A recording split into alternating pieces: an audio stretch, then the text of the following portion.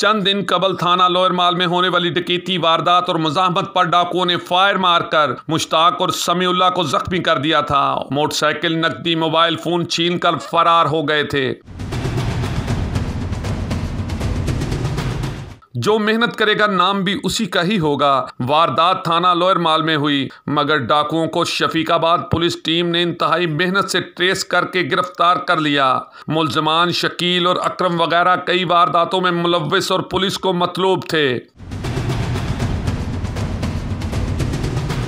बेहतर कार्रवाई करने पर एसपी सिटी की जानिब से एसएचओ शफीकाबाद की पूरी टीम को शाबाश और तारीफी सर्टिफिकेट देने का ऐलान, जबकि डीएसपी शफीकाबाद मोहम्मद गियास की जानिब से तमाम टीम को नकद इनामात से नवाजा गया।